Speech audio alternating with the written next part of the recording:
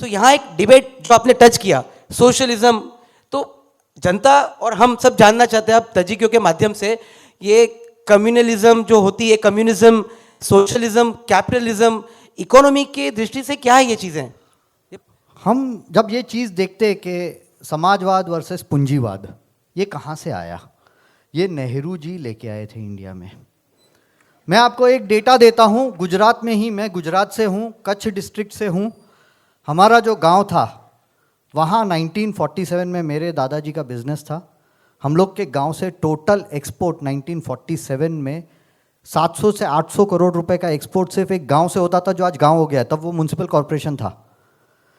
ये जो लाइसेंस राज आया, ये लाइसेंस राज से उन्होंने प्राइवेट एंटरप्राइज को ख़त्म किया, क्योंकि नेहरू के मन में एक वर्ड था कि जो भी पूंजीवादी है, जो भी प्रॉफिट कमा रहा है, और ये मैं नहीं बोल रहा हूँ, ये JRD टाटा को नेहरू ने बोला था कि profit is a dirty word. और ये JRD टाटा ने खुद अपने मेमोरियल्स में लिखा है कि Jawahar told me that profit is a dirty word. उसके मन में एक ही था, जो भी पैसा कमा रहा है वो चोर है। उसमें क्या किया उसने लाइसेंस राज लाया। अब लाइसेंस राज में जो नुकसान हुआ है देश का, गुजरात के सब, मैं बोलता हूँ दिस इंक्लूड सूरत का पोर्ट एक ज़माने में, आज से नहीं है या पहले से नहीं है, मुगल के पहले से भी Surat was one of the biggest trading centres in the world. सिर्फ मैं इंडिया की बात नहीं कर रहा हूँ, इन द वर्ल्ड। यहाँ से हम अफ्रीका और अरब वर्ल्ड के साथ ट्रेड करते थे। हम इवन ईस्ट अफ्रीका तक और यूरोप तक यहाँ से जाते थे। सब बिजनेसेस तोड़ डाले नेहरू ने। और सोशलिज्म में क्या लाया? लाइसेंस राज। लाइसेंस राज के बारे में अगर मुझे कुछ बोलना है तो एक ही शब्द बोलूँगा। 1955 में गुड़ का एक्सपोर्ट का लाइसेंस 5,000 रुपया था। तब 5,000 1955 में कितना बड़ा रकम था, वो यहाँ जो भी बड़े लोग हैं वो जानते हैं। आज का वो 50 लाख के ऊपर का अमाउंट हो गया। उतना रिश्वत देना पड़ता था सिर्फ एक्सपोर्ट करने के लिए। वहाँ हमारे पास पूंजी आना, बाहर की पूंजी आनी बंद हो गई। ये एक पहला नुकसान हुआ देश को। दूसरी चीज़, उसने जो प्रॉफिट वर्ड बोला, अब प्रॉफिट कौन कमा सकता था? नेहरू से लेकर राजीव गांधी तक, जिसका गवर्नमेंट में, कांग्रेस में कनेक्ट हो, वो ही पैसा कमा सकता है, क्योंकि वही लाइसेंस कॉर्नर करता था। ये बाकायदा वर्ड है, कॉर्नरिंग लाइसेंस, कि मेरा कनेक्शन है कांग्रेस में, मैं एक बिजनेस में सब लाइसेंस मेरे पास ही रहेंगे, फिर मैं अकेले ही पैसा कमाने वाला हूँ और कोई नहीं। ये 1991 के बाद टूटा। तो हमारे मन में आज भी वही डाल दिया गया है कि जो प्रॉफिट कमाता है वो चोर है, जबकि वो अलग बात है। सच बात है कि जो प्रॉफिट कमाता है वो मेहनत करता है, वो पूंजी लगाता है, उसके पास एक विजन होता है।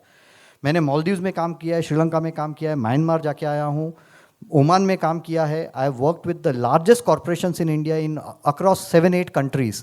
और मैंने 2 कंट्रीज़ की पॉलिसीज़ बनाई है। मैंने एक देखा है कि दूसरे देशों में पूंजीवादी आता है, इन्वेस्टमेंट करता है, तो उसको पॉजिटिवली देखा जाता है। इंडिया में वो नहीं है।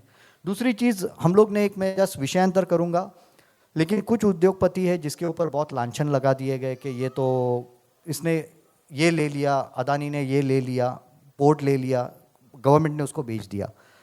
आज के तारीख में मैंने इतने देशों में काम किया, मैंने चाइनीज़ कंपनीज़ के अगेंस्ट में इंडियन कंपनीज़ को कंपटीशन में रखा है। चाइनीज़ कंपनीज़ को जो सपोर्ट मिलता है, क्योंकि देश, चाइना को पता है कि ये कंपनियां हमारे लोगों को, हमारी इंडस्ट्रीज बैक इन चाइना को सपोर्ट करने वाली है। हमारे यहाँ वो थॉट प्रोसेस गवर्नमेंट में नहीं थी, वो मोदी जी आए उसके बाद में वो हुआ।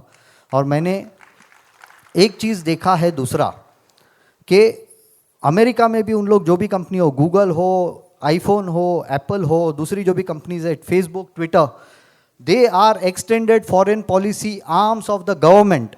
गवर्नमेंट उसके थ्रू दूसरे देशों को इन्फ्लुएंस करती है, अमेरिकन गवर्नमेंट। हम लोगों ने अदानी को लांछन लगाया, लेकिन कोई ये सोच रहा है कि Adani is a extended foreign policy arm of the Indian government. आज जहाँ चाइना जा रहा है उसको टक्कर कौन दे रहा है? अदानी दे रहा है। चाइनीज़ इन्फ्लुएंस दूसरे देशों में कम करने का काम अदानी कर रहा है, लेकिन हम लोग वो चीज़ देखना नहीं चाहते, क्योंकि एक जो सोशलिस्ट माइंडसेट है अपने देश में, उसमें उन्होंने मन में एक ही दिखा दिया है कि जो काम कर रहा है वो चोर है, जो काम कर रहा है वो लोगों को लूट रहा है, वो देश की कोई सेवा नहीं कर रहा है। तो सेवा कौन कर रहा है?